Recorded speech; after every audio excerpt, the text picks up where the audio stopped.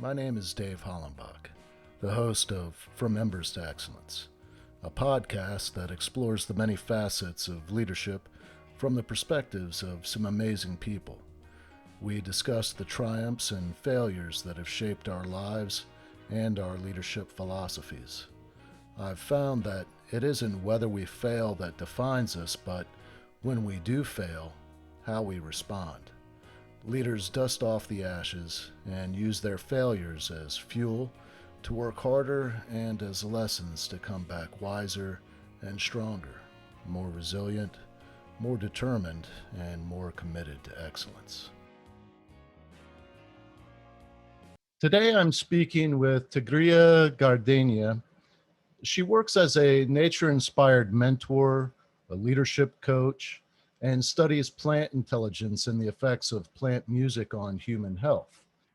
She also has the honor of being a citizen of Damanhur. Did I say that right? Damanhur? Damanhur. Damanhur, which is in Italy.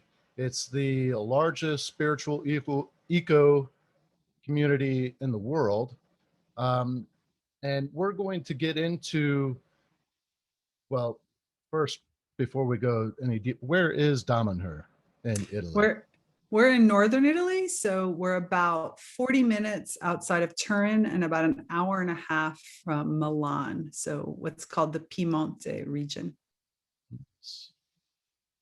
Sounds beautiful. It is. It is. Now, Tigrilla was born and raised in Miami. She is a graduate of University of Miami. Go Canes.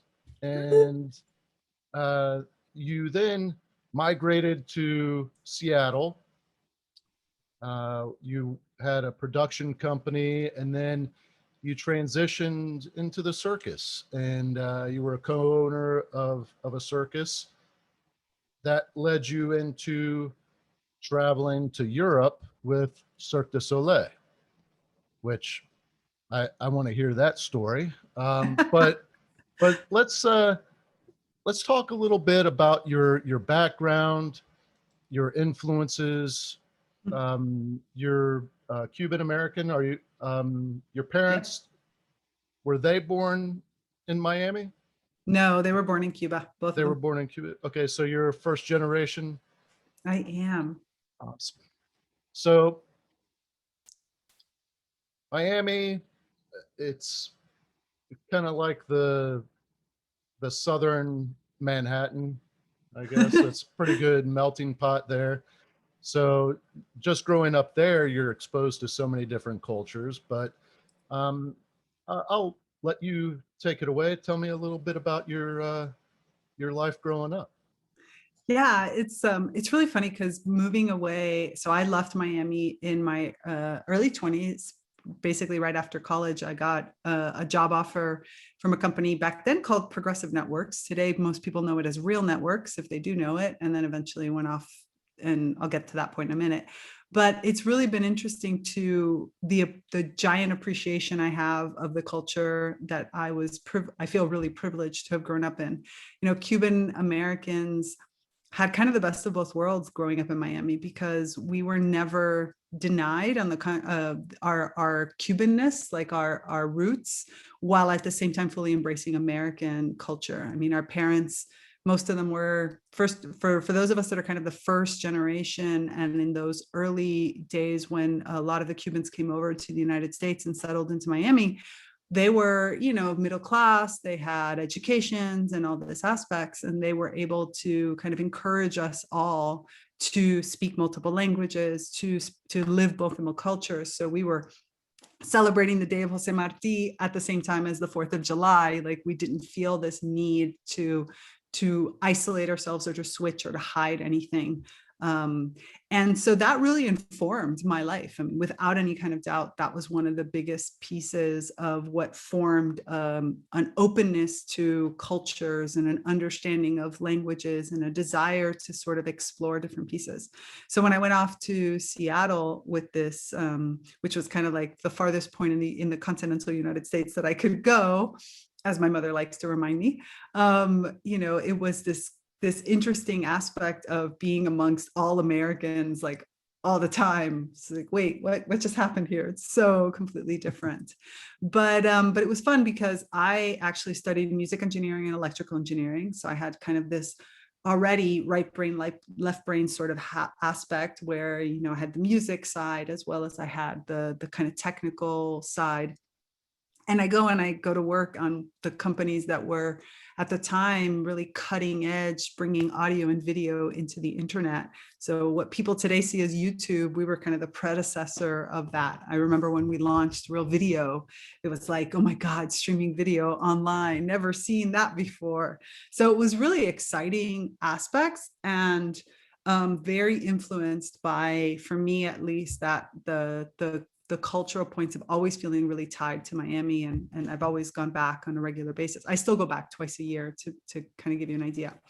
And then after working in high tech for about 10 years between RealNetworks and Microsoft, there came a time where it was like, I was really missing those musical roots. I mean, I had come from the music world. I had spent so much time in the artistic realm. So I have a very artistic mind, but with an engineering focus. And that's when I left to start my production company, and I produced large scale dance parties. And the whole concept of the dance party was transformation. I've always been somebody who seeks to give space to transformations and evolutions. And I feel like it's really important to nourish people to have that kind of space. And it's one of what I call my deep patterns. In the natural world, we see kind of different aspects of what looks very, very different. So you might see an ecosystem and you see all these different plants and animals and functions that they have, but there's usually some deep patterns that always follow things through. And one of my deep patterns is that nurturing transformation, that creating of safe space, and the organizing everything around it so that what's happening inside of it can be given the room necessary to really expand. So I feel like if I take care of the details on the outside, then when you step in, you can let go and really let that true part of you come out, which oftentimes we don't give ourselves permission to do. So producing events was kind of the first place where I was able to consciously do that. And it had come from the fact that I felt like, again, I grew up in a place where we had a safe space to be whatever culture we needed to be.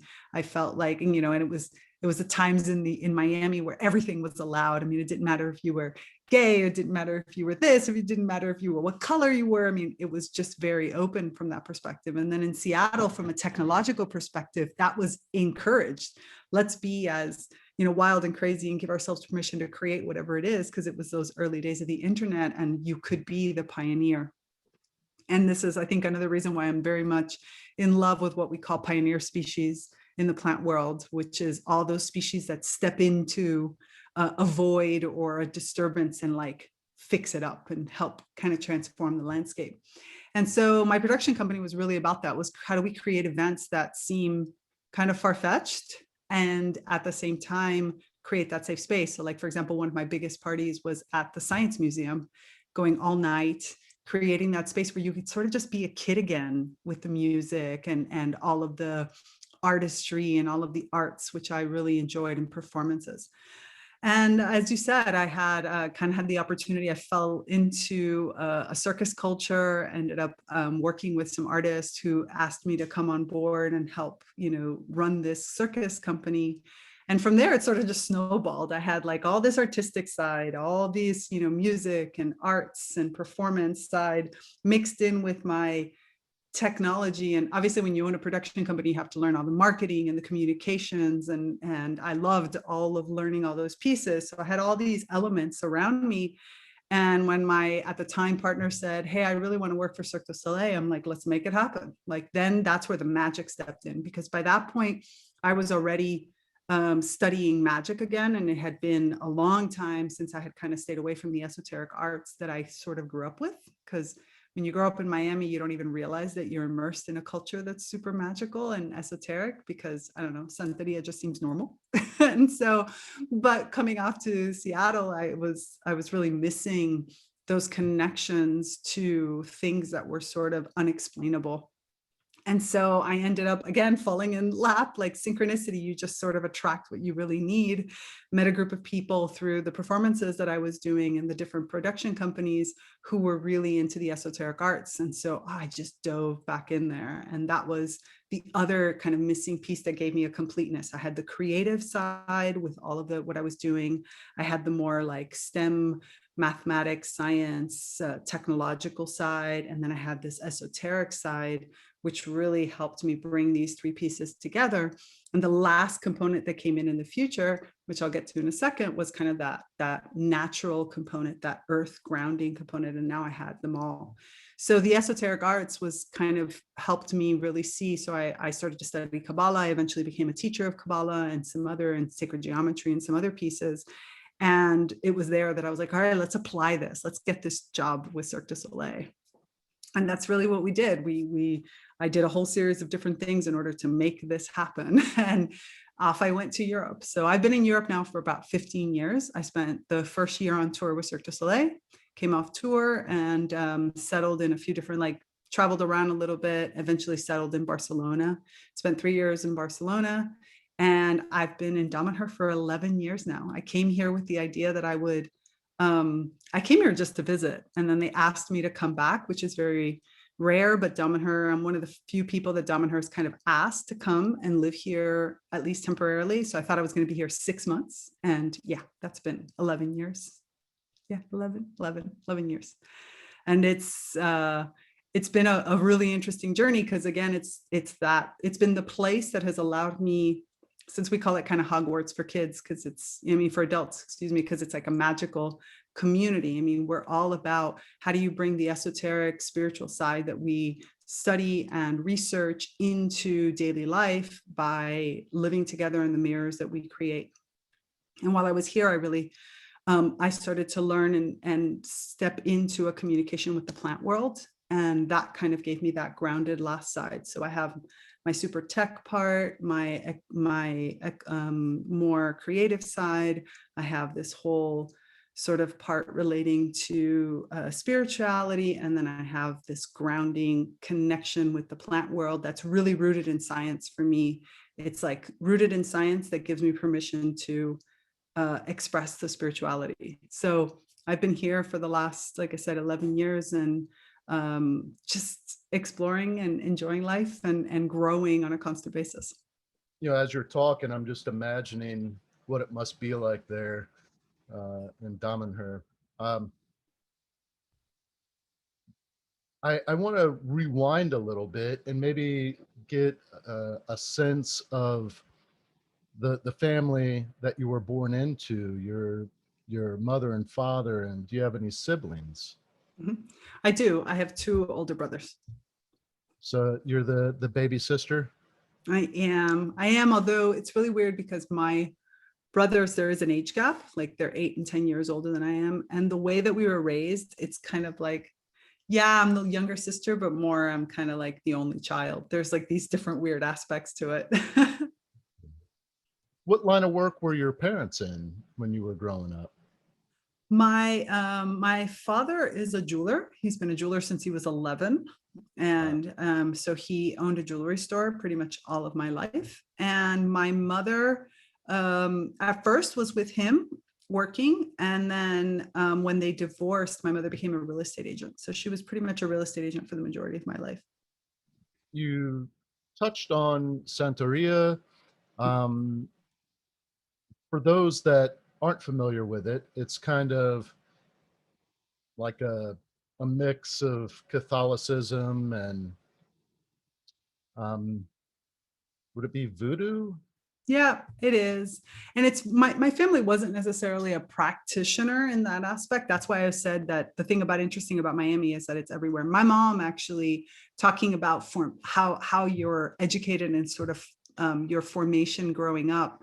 My mom studied just about everything when I was younger. And I mean, she worked in a Jewish school for a while. I was technically born Catholic, technically. And I went to a Catholic school when I was in elementary. My brothers, on the other hand, were Baptist. my mom kind of studied different sort of spiritual studies and metaphysics and stuff like that. I remember her going to meetings.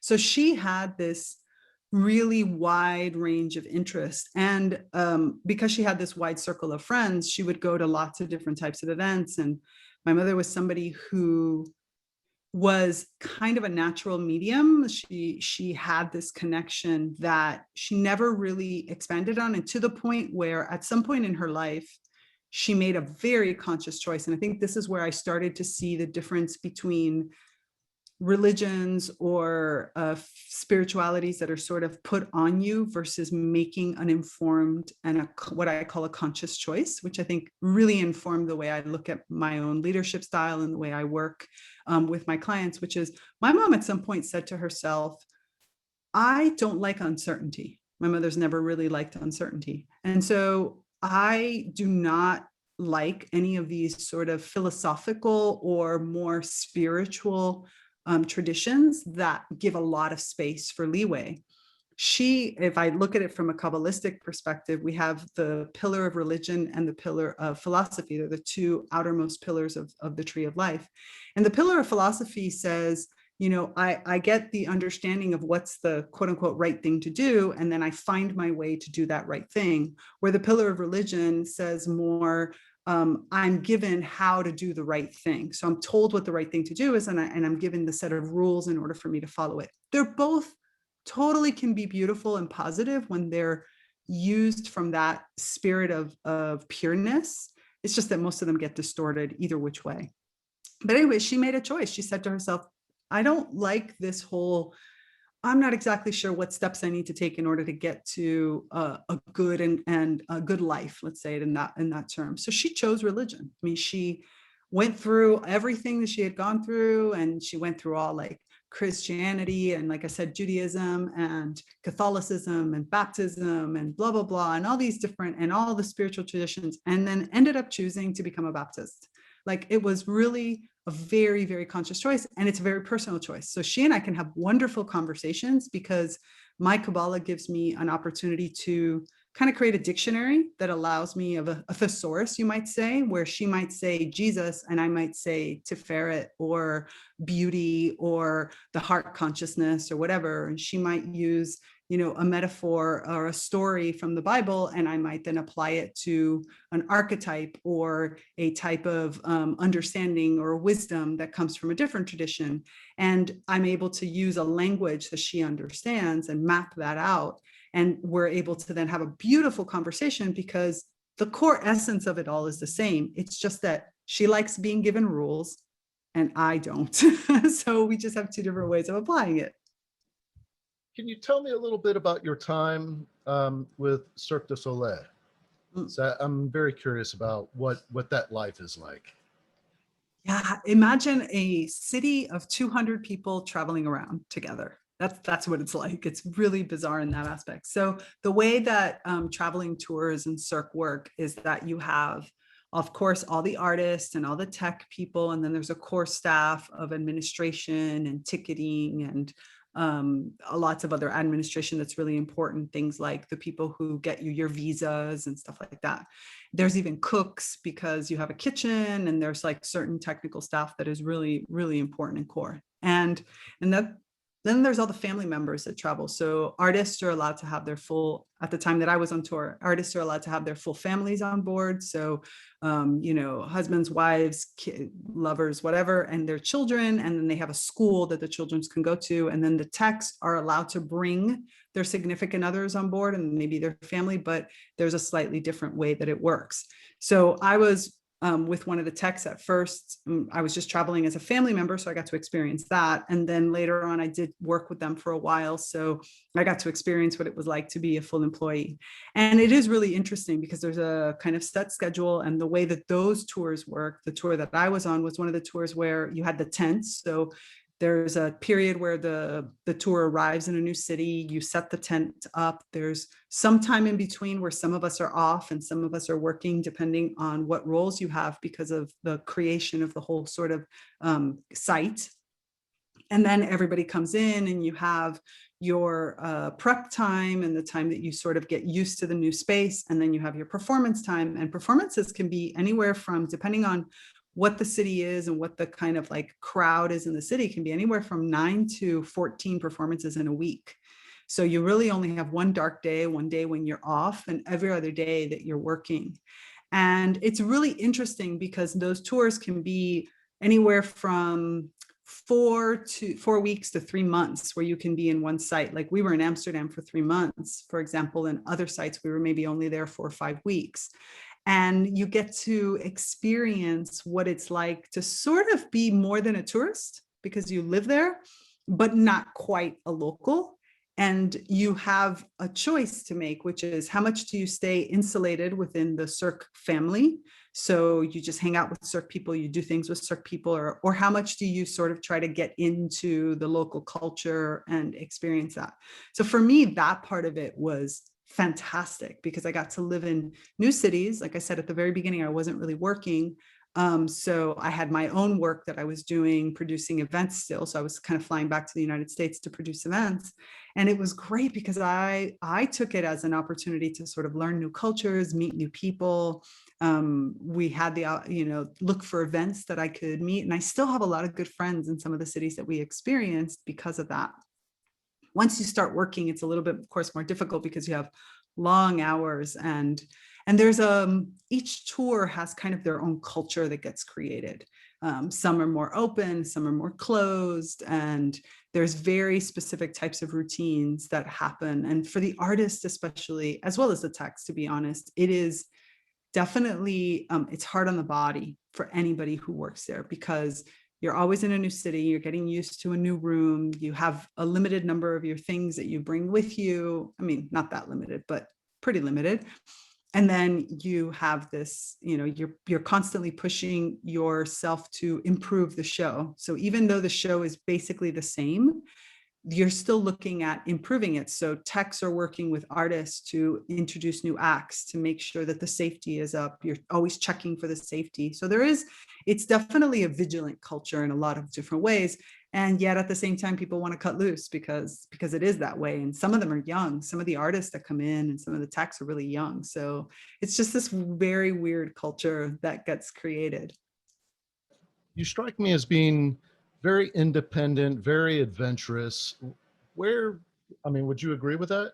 Yeah, definitely. I didn't think about it when I was younger. I never thought about it because I always thought I was just going with the flow. This talks so much about perception, right? When you're sort of unconscious to it, when you're not really recognizing it, I just always thought that I was kind of taking the next logical step. Like, for example, when I was in Seattle, when I was in finishing up my degree, my undergraduate degree, because my master's is from the University of Florence.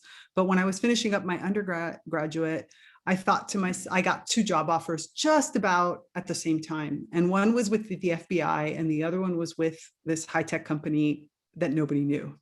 And it was like, there, I think, was the first time that I started to realize that I was a little bit more adventurous than some other people, because the criteria of why I chose to go to Seattle rather than going to Alexandria, Virginia, and go work for the FBI was that the FBI was one job for the rest of your life. Like, they talked about it in the sense of and it was a super cool job because it was audio and video forensics. So it was a super cool job, but it was like, you do this one job for the rest of your life, then you become an expert witness. And so you're set. Like, you have your comfortable economy, you have your expertise that you're going to build up over the years. You're going to know that you're going to have this really sort of comfortable, successful career.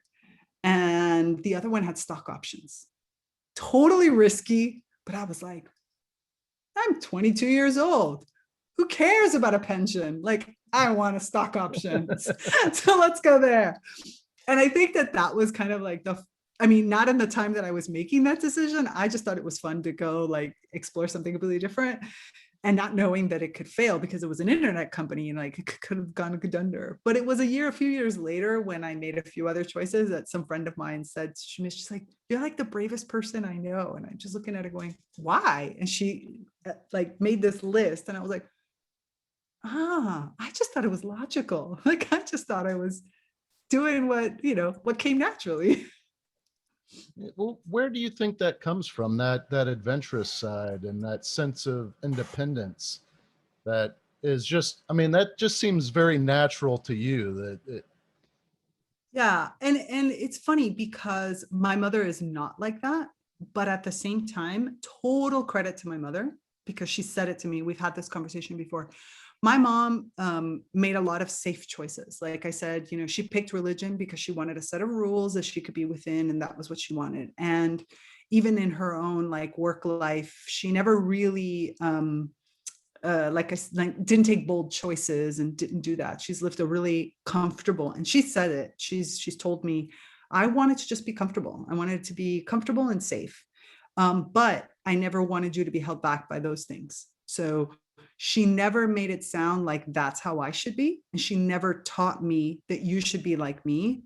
She always would ask me what I want. And even allowed me to make some bad decisions. Like I don't know, I was a dancer when I was younger and I danced ballet for many years. And then one day I just promptly stopped.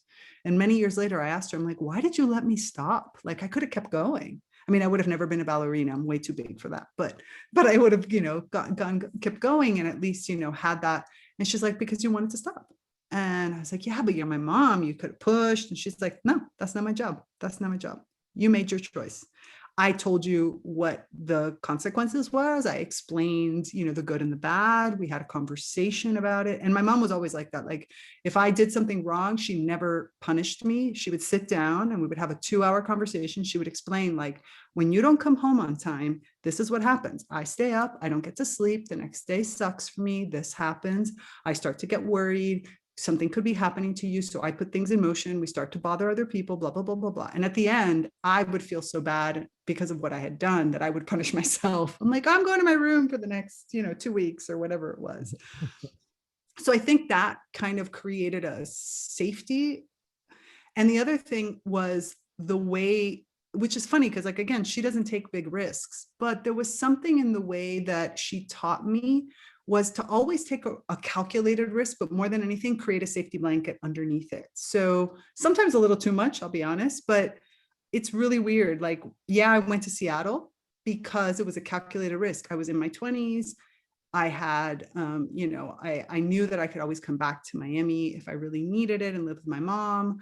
I knew that, I could make some good money while I was there. And I started to put all that aside so that I could take more risks. So I never felt like I was doing things that were risky or kind of being adventurous because what I did always is create a safety blanket underneath it so that if I failed, something would catch me right underneath it. And I think that was one big piece that she did teach me straight up. And then another piece is somebody said to me once, my first boyfriend said to me once, if you have something that you want and you don't go for it, you don't get it. But if you go for it and you fail, you don't get it. So you have nothing to lose. Words of wisdom I still carry from my 15-year-old self to who I am today. Can you tell me about Damanhur? What's it like there? What is life like there? I have to laugh because it's like nothing I've ever experienced before. So Damanhur has a few different aspects. Okay, one part of it is like living in a small town, right?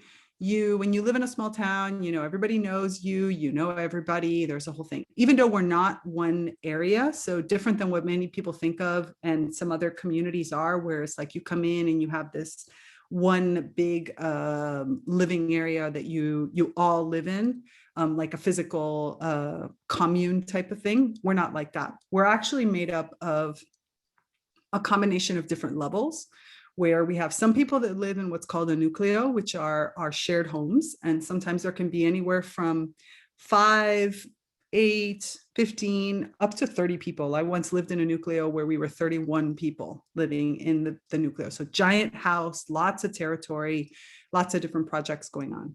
And then you have people who live maybe in their own apartments, but are part of the spiritual side.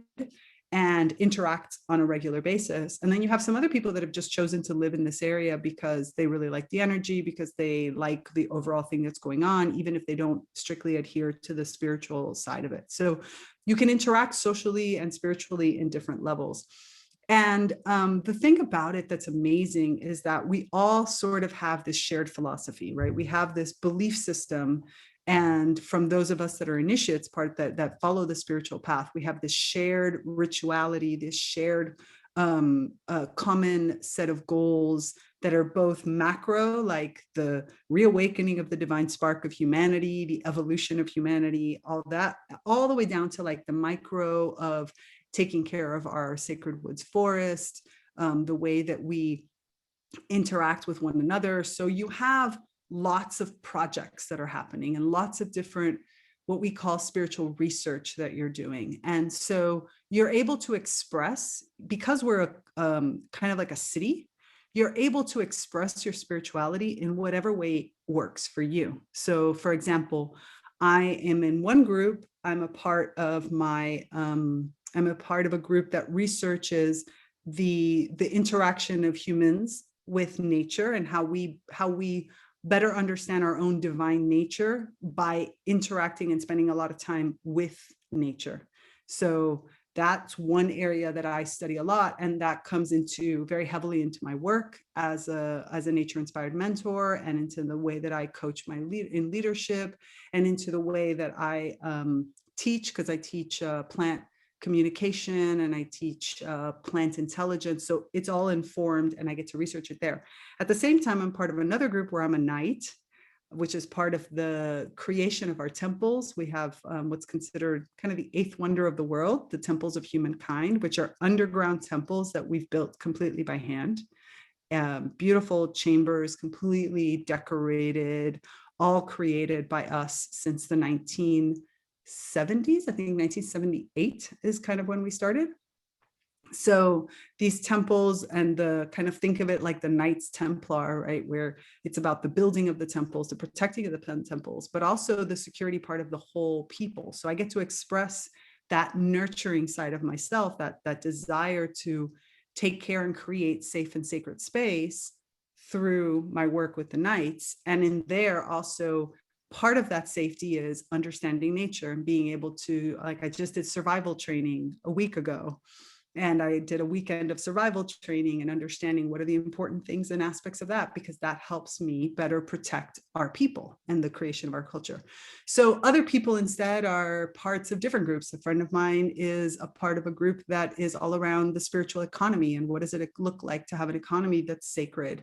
And other people are connected to, for example, numerology and what does numbers look like. And so we have all kinds of different aspects. The thing is that because everybody around here is connected in some way to Damanhur, there's a shared culture, understanding, and openness. Like you don't feel like you have to hide any of this. You don't feel like something you're thinking is crazy. And there's the opportunity to add that ritual alchemy side of it to help propel projects forward. So it really, that's the reason that it becomes Hogwarts, right? Because the thing beautiful when we watch Harry Potter that we love is that all of them have their own kind of way of doing things.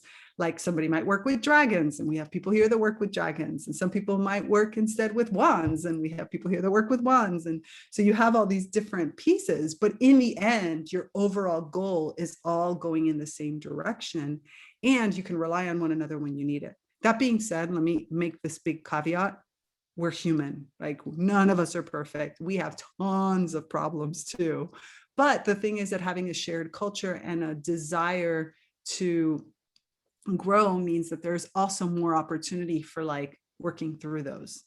But we're humans, and a lot of people here come from the countryside in Italy at the very beginning, and now there's more and more foreigners that are coming in, and so it also makes an interesting hodgepodge of culture in the creation of what is our Damanhurian culture. So I'd like to dive into your leadership philosophy, how that has been shaped, and maybe talk a little bit about your coaching and and what what kind of people are you what kind of people are you coaching? Are they professionals? Are they um, younger, older? Uh, I mean, because typically, you have kind of like your niche people Mhm. that come to you, and Absolutely. so I'm just curious because you have this really broad. No, it's like you're painting with this huge palette of colors, and I think it would be pretty cool to have that and focus all of that creativity and intellect and your your logical brain and actually coach somebody on leadership. um, and and I so I don't forget. And so and how does the plant communication work in with that? Does it work in with that, or Absolutely. okay? Absolutely. And the reason it works in that is pretty much what I've learned over my years is I think in ecosystems. So I just recently was working on a systems thinking course with I was taking a system thinking course from Fritjof Capra, and what I love is that way of looking at how the overall, remember I had said that one of my kind of deep patterns, these things that I've always had, is this idea of how to create that sacred space. So a lot of what my clients are multi-potentialites. They're people with lots of passions and lots of interests. Most of them are very creative. If they're not particularly, either they're artists or healers, tend to be a lot of the people who kind of come my way, or people that have been in the corporate culture but have a strong spiritual side, and now they're trying to understand where do they bring that in. But a lot of them are just creative in nature, like they're creative in general. So they tend to love nature in some way, shape, or form. That's houseplants or going out and spending time in nature. They have a deep connection with that natural world. And they tend to be, like I said, creative or very spiritual in some aspect. And they don't know how to put these pieces together. So when you're a multi-potentialite, you have all these passions. And again, you start to think that they're separate. You start to think of them as like these different, like even what I was just talking about in my life, right? All these different aspects. But when you take a step back and you ask people how they've used their talents, their skills, their passions, you start to see the deep patterns emerge. And the deep patterns can be, like, for myself, it's creating that sacred space. It's the organizational aspect. So seeing things that look very disparate and being able to put them together. And then, so once I put them together, then helping create that nourishment. So many of the people that I work with come to me because they kind of feel like the odd duck. They feel like they've got all these passions. They feel like they're supposed to choose one. And what I help them see, and I put mirrors up, is how have these actually been working together? What are those deep patterns that you have that you've always used? And that if you take that same deep pattern and apply it across, I don't know, like one of my clients, I'll use a great example. One of my clients, she loves to design, and she is a trained musician. She plays the French horn. When we first started working together, she was teaching at a university, just one class online already, even before lockdown, so she could teach anywhere. She was nomadic, and she was kind of building websites, but in a really kind of without a real clear way of doing it. And she is a yoga teacher. It's like she had all these different aspects. And when we started to break them down, we started to realize that her yoga informed her way of being, and that allowed her to see the true essence of her clients, so that when she would start to design, she could design in a way that was personalized to their yoga, and that brought out their creativity, because she had this creativity side that comes from her musical background. Like, we were able to start to just piece these pieces together, so that her leadership style for herself, the way she leads her own life, and then the way she leads her clients into their work, comes from a very holistic focus. It comes from the idea of not leaving anything out or choosing one thing over the other, but giving yourself permission to explore them all and let the pieces naturally fit. Because what we learn in nature, and this is where the plant communication comes, is that plants really hold the archetypes of relationships.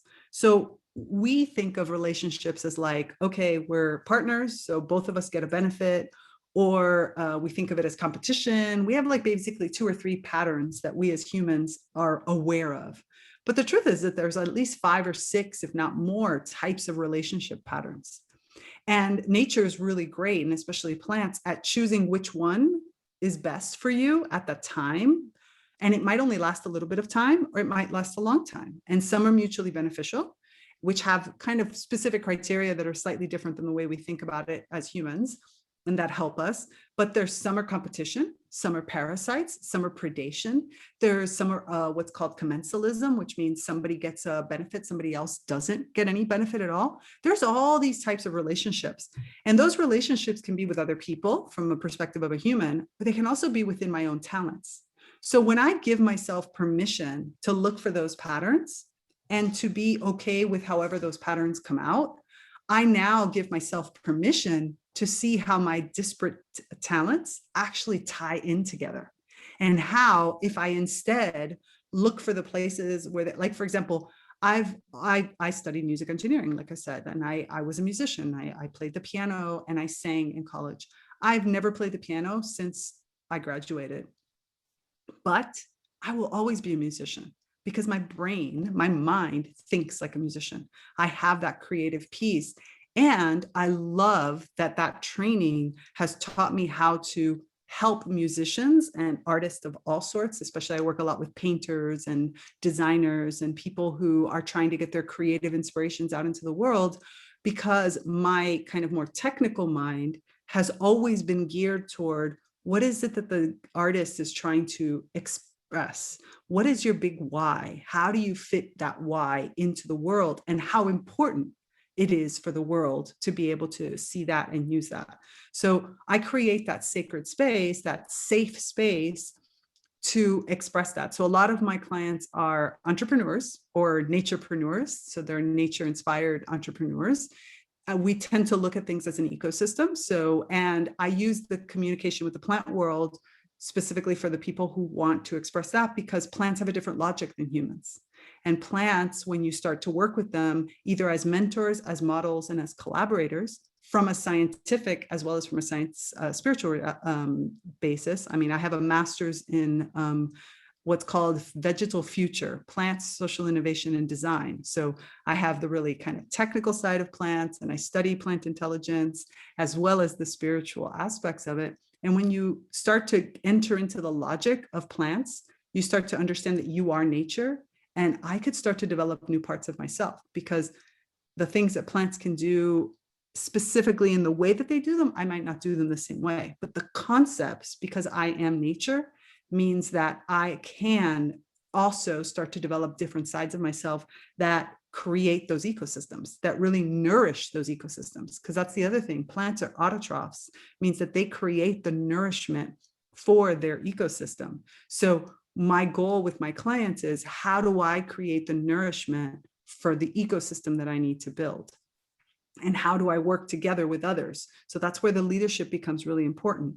And that might mean looking at things like limiting beliefs, but I have a whole different way that we look at it, because it's really about evolving into your true nature, really evolving into who you're supposed to be, and allowing those connections to create really unusual combinations for your work, but that work for you. And what I love about this period of time that we're in is that where maybe 50, 60 years ago, we might have felt trapped into the idea that, like, I have to have a store and it has to do this thing, and that certain roles have certain ways that they get carried out. Today, we have a lot of flexibility in personalizing the way that we work.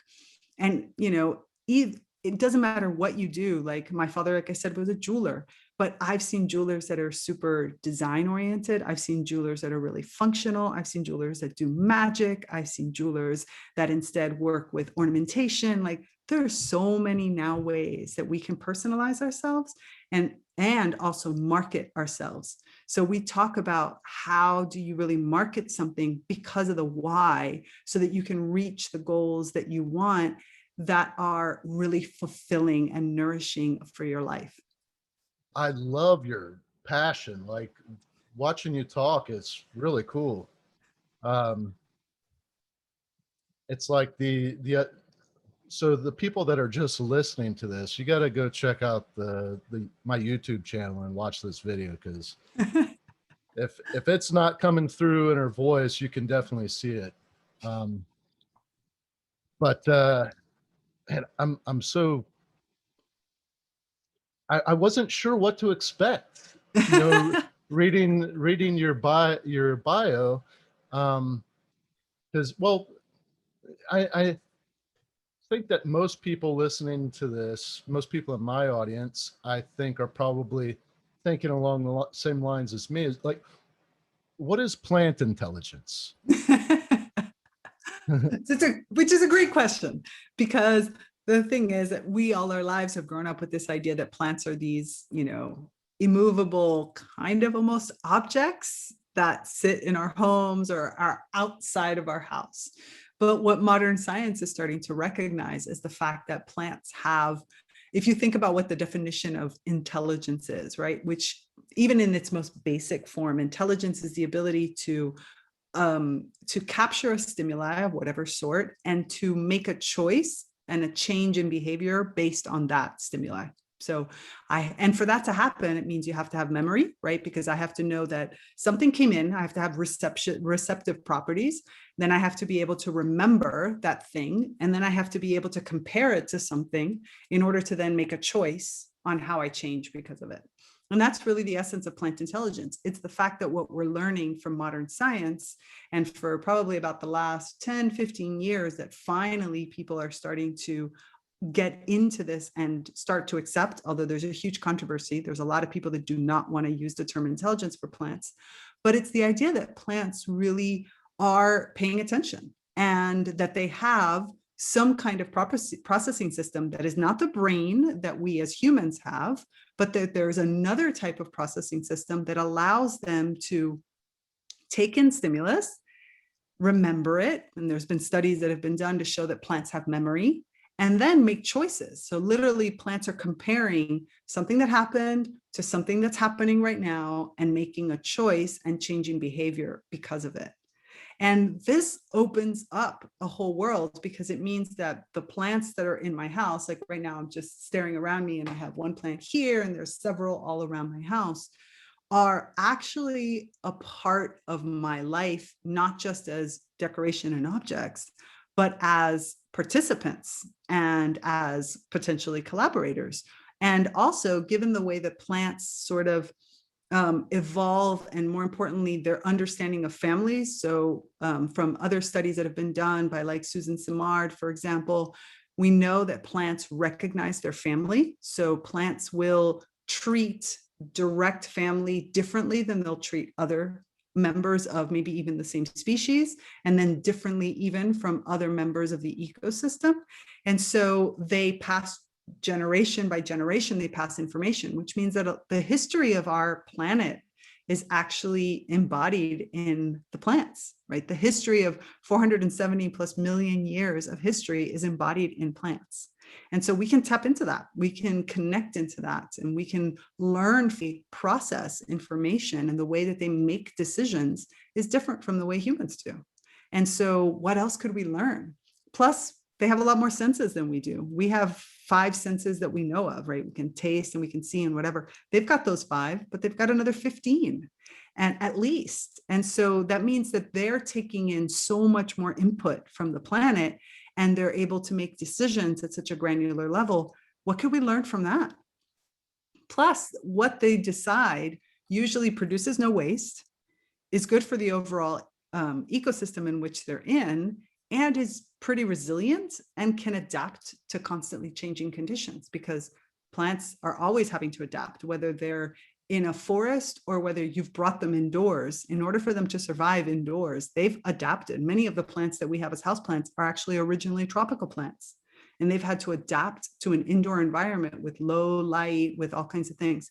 What could we learn from that, from as leaders, for us to be able to become resilient and to be able to adapt? How can we build our teams the way that plants create their own bodies, or the way that they create ecosystems?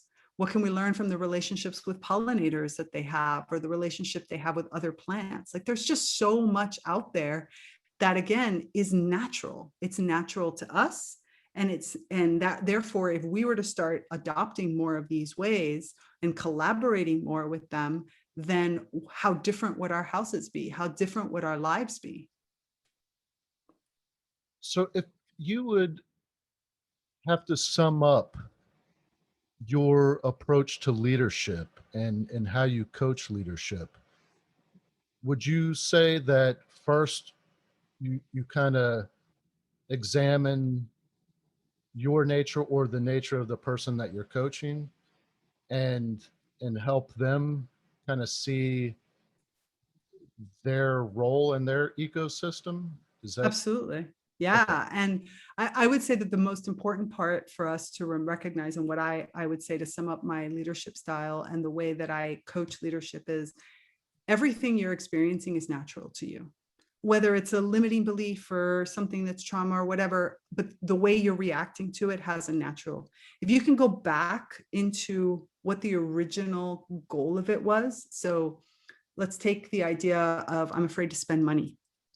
That might have originated because there was literally a lack of some sort, and you were having to learn how to deal with it, and then it's perpetuated on. So there is a positive natural aspect of that came. And if we can go back to that, if we can take that essence and then now expand that forward and take it forward, we can modify the way we deal with something.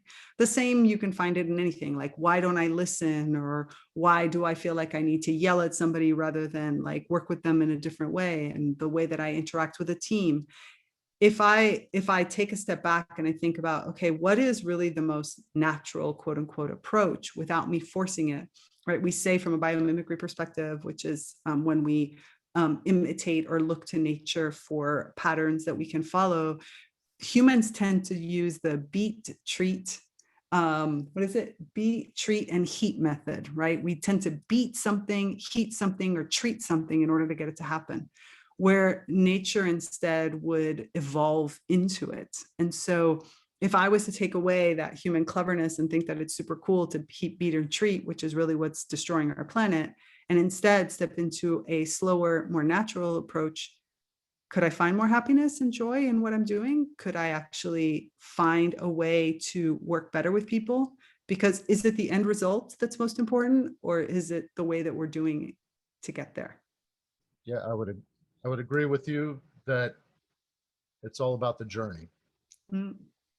Exactly.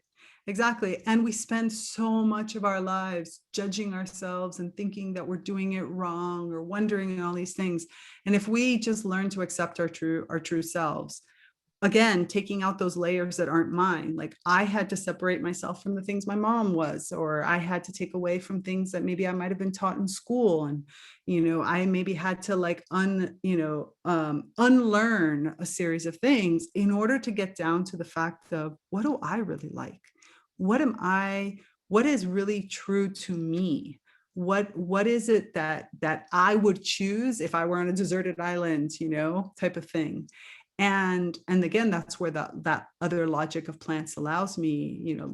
Plants flourish in their own ways, and they're all beautiful in their own weird ways. And so it gives me permission. I mean, I would say that a lot of my coaching style is about giving yourself permission, is holding up those mirrors to show you that you can give yourself permission to be whatever it is. And then from there, you work with that. And that might not mean, like, it's really funny because you were saying earlier, it's the passion that helps me, and the curiosity that helps me, because I'm actually a super negative person by nature. Like, there's a part of me that's really critical, which is great if I'm trying to dissect a project that's not working. But it sucks if I'm trying to create something new with a group of people who maybe don't know each other. And if I'm too critical too soon, that deflates the whole project. So, okay, that's me. I can admit it to myself.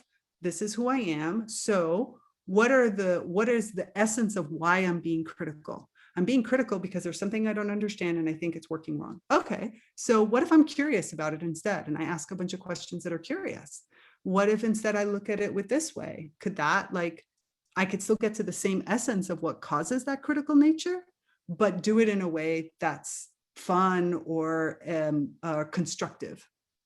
So, but if I don't understand, if I don't accept myself and I keep trying to transform my critical nature, then first of all, I miss out on all the positive aspects of it, which there are.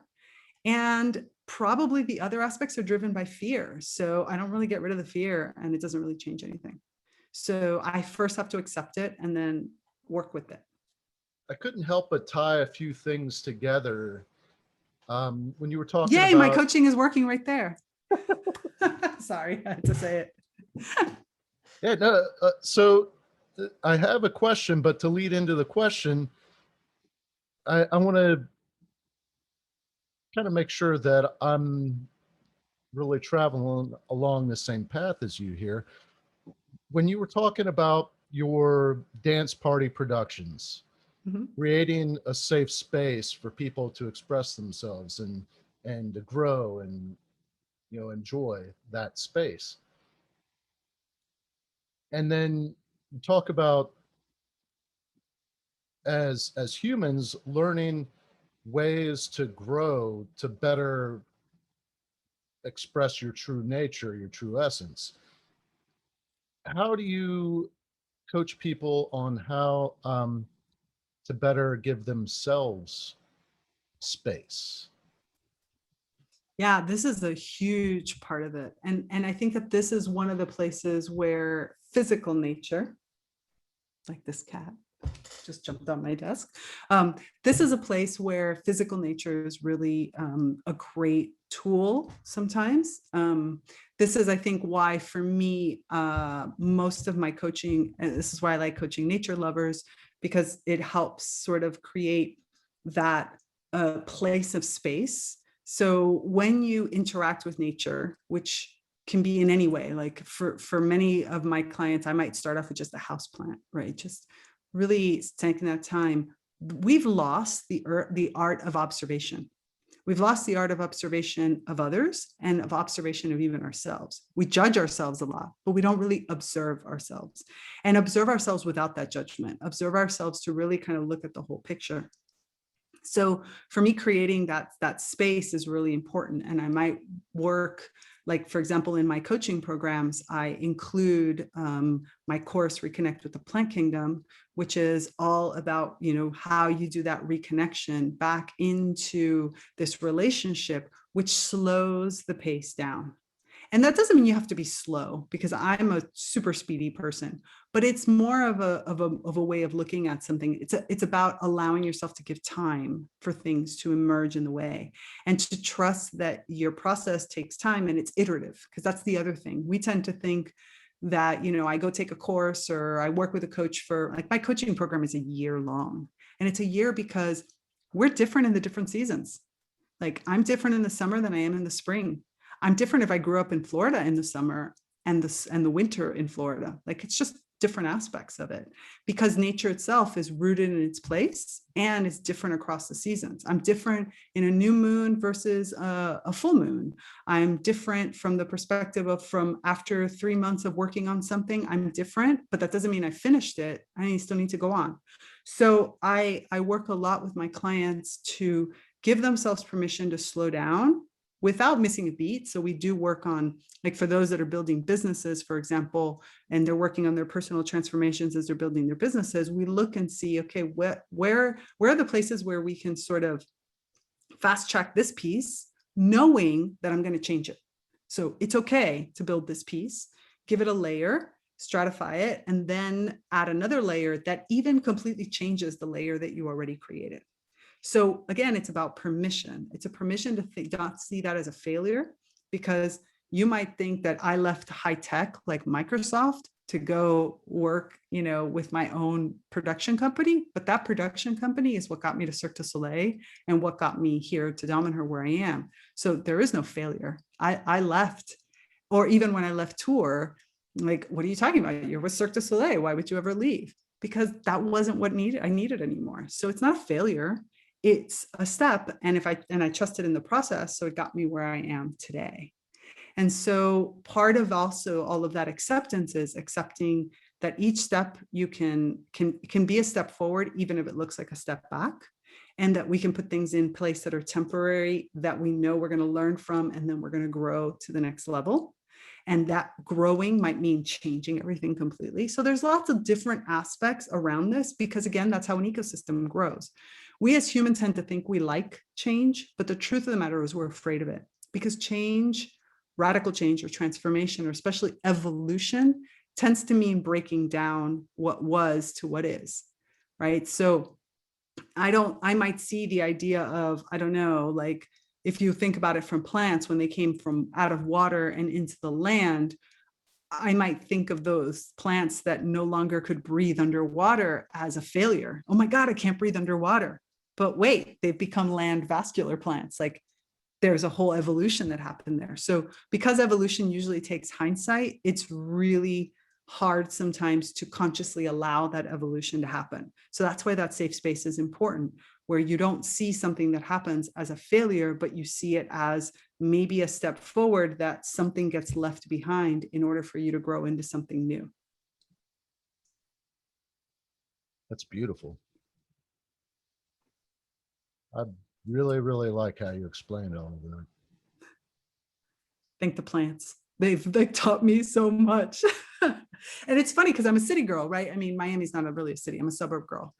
I wasn't used to doing that. I wasn't used to I didn't grow up going to the woods. I don't have that benefit of saying I spent all my life in the woods. It was really, again, a growing process, really an understanding and a connection that I gave myself again permission to do in order to then move forward.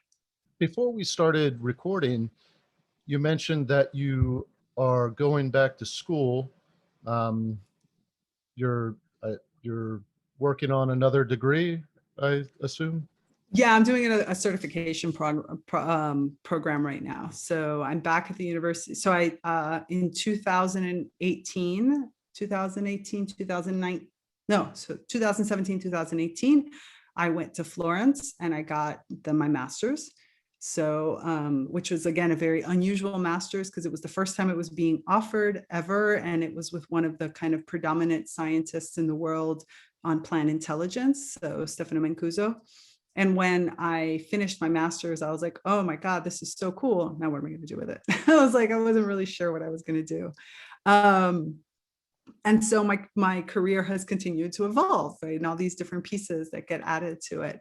And so the last year has really been about this really focus on leadership, because I kind of have this philosophy that says, in order for you to break rules, you really have to know the system. Because when I really know the system, then I can make conscious choices to break. And my community is called the Naturally Conscious Community because I'm all about making naturally conscious choices. So things that I'm very conscious of, I make choices to do it, but at the same time, it's very natural to me. And so this last year has been all about finding all the tools that I need in order to really understand the system. So a lot of like leadership, systems thinking, ecosystems classes, lots of studies also on plants. I'm about to launch a book club for plant inspired books. And so I've got this book club now starting up because it's more a way to study. And I love creating community around it. So that's why I have this Naturally Conscious Community, which is a place where we can all talk about our inspirations and have this opportunity to sort of share experiences. So I decided to go back to the university to get this certification. It's connected to leadership and coaching so that I could really step further into because it's one thing to be a mentor, and that's where all the nature inspired sort of models, and I'm a biomimicry facilitator. So it's really where I'm able to look and work with plants as, models and mentors and collaborators. But it's another thing to coach, where it's not so much about me leading the process, but more about, again, creating that sacred space. So I want to really expand as much as possible this whole leadership and coaching perspective to ensure that I give my clients the best tools possible for their own growth and expansion. For those listening, if anybody wanted to get in touch with you and learn more about your coaching program, learn more about what you're doing, how would they connect with you? How would they find out more about you? Yeah, the easiest way is my website, of course, so which is just my full name, so www.tigrillagardenia.com. And then I again have this my community, which is just community.tigrillagardenia.com. Very easy to get to. And that's the naturally conscious community. And that's also where I have all my programs. So you can, between the two of them, you'll see my one-on-one coaching programs, as well as, for example, I have my course, Reconnect with the Plant Kingdom. And I have some kind of starter courses to get you into it. And my group, which is the Naturally Conscious Leadership Group, which is a membership group. So I have a few different ways that I connect, but everything is inside the Naturally Conscious community, because that was another thing that was really important to me. I wanted a place that really was a safe space. So I took it off of the normal social medias like Facebook and LinkedIn and all these things, although I'm present on all of those, so you can always find me there. But I wanted to create a space. So it's a dedicated social network just for us. I will make sure that I have your contact, your websites in the show notes. And I'm blown away. Like I really didn't know what to expect. But I knew there was something about you that I wanted. I wanted to connect with you and learn about your perspective. Really, it's fascinating and it's beautiful. And I thank you so much for coming on and talking with me. Thank you. I'm super humbled. It's a journey, like you said. It is the journey, and that's I think the part that's most exciting. And from a person who grew up, who's had her share of problems, who's had her, and if you go through my website and go through my blog, you'll read some of them, from having body dysmorphia to different other aspects of my life. Where if you putting those all together and sort of like seeing the process and being where I am today, I don't know. It's very humbling. It's super humbling. So one thing that I think is really interesting is that we hit on it. Well, you hit on it without me even really mentioning it. Is the title of my podcast is From Embers to Excellence, and that really comes from my own personal belief that I needed to share some of my experiences and talk with other people that can share their experiences, not just about leadership, but we all make mistakes. We all fall on our faces, or things happen that just seem like, man, my whole outlook, the plans for my life are gone now. That I've contributed so much of my time and effort and all this for all of this to just go away because of this. And if you have the right mindset and the appropriate perspective, like you're saying, taking a step back and kind of looking at everything, it's just another step in your evolution. And that, I've made some mistakes, and and bad things have happened in my life, um, and I've always really had this sense that if I can use this in some way to add value to somebody else, then this didn't happen for zero reason. And I'm going to grow from it, and I'm going to help somebody else grow from it. Absolutely. Couldn't have said it better. I completely agree with everything you just said. That's exactly what it is. And from a Damanhurian perspective, we have this concept around the Holy Grail, which I won't get into because that would be a whole separate kind of episode, but it's really about the idea that the Grail has changed form, and the Grail has entered into the form of kind of evolutive disease, like the way that we look at things that kind of make me disease or ill or whatever, which way you want to look at it, for that word.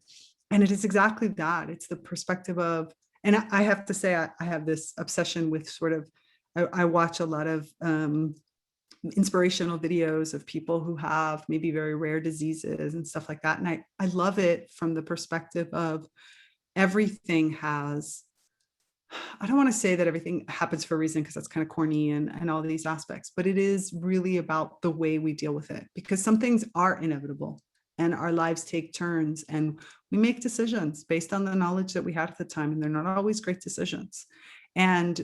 But it's what we do with it afterwards that becomes the sort of highlight of your life, because that it happened. You can't change it. And that's the other piece of it. It's like, how do we accept that I made that choice? I made that choice. It was a bad choice, or this bad thing happened to me and whatever. And yes, but now how do I go forward from it? How do I evolve from it? How do I take it someplace that it needs to be taken? I thought it was amazing how really throughout our conversation, you really painted that picture. And I don't know if you intended on that, but I don't think you did. No, I think we call it here synchronicity. It's the way that it is. And that is also that's that alignment, that's that attunement, right? That moment of opening myself, the same as you, just by inviting me here and me opening and saying, okay, let's take this conversation where it really needs to go, and trusting in that process, that, so not prescripting things and not doing it in this way, but really feeling that comfort of being able to say, I'm going to take this where it needs to go, because I'm going to listen to you. And that, going back to kind of leadership style for a second, I'll kind of segue into it for 1 second, which is, that's one of the most important things that I try to get people to understand, or, in my coaching that we work on, is true leadership is less you talking, more you listening. Because from there, all the answers will come. And it's amazing how much the person and that was a really interesting part for me as a coach to also learn, was the how much over the years I speak less and less in my sessions, and my clients get more and more out of it, because it's, again, that sacred space, that safe space that gets created, and that pop of that important kind of profound, deep question. And then the person, and then listening to the words. So I have to be that mirror. Like, I just heard you say this, and this, and then your body changed over here. What does that mean? And all of a sudden the person being like, oh, wow, I didn't even notice that. And then like getting into it themselves. So that's the hallmark of a great leader, like really that listening. What's funny that you say that. So I've written a book. It's not out yet. It's hopefully by the end of summer. But I talk a lot about philosophy, and just really that there are these universal truths that span, humankind's history. And I have enjoyed exploring that in all these different religions and philosophies. There are some very there's consistent truths throughout that. And one of the things that you just said that I think is really cool. I don't know if there was an earlier person that said it, but I'm thinking probably because he got it from somebody, but Epictetus, the Stoic philosopher, would teach, look, you have 2 ears and 1 mouth. You should be listening twice as much as you're speaking. Aho. And as a chatterbox, that was an important lesson for me to learn. Like, okay, listen more. But yeah, that's it. And you'll find that in some form or fashion, in so many different religions, so many different schools of thought, that is such an important component in developing good, trusting relationships. Yep. Yep. Well, Tigrilla, thank you so much for spending all this time with me and really digging deep. This was such a great conversation. Thank you. Thanks for the questions and the listening. Because again, the good conversation is only possible because we're both listening. Thank you for listening to this episode of From Embers to Excellence. Please like and subscribe to my YouTube channel. Follow me on your favorite podcast platform and visit hollenbachleadership.com for additional content. My goal is and always will be to add value to as many people as possible. So if I can be of any assistance to you or someone you know, please connect with me via email or on one of my social media accounts, linked on the homepage of my website. Remember, our failures don't define us unless we let them, and the only true measure of a leader is the success of their team.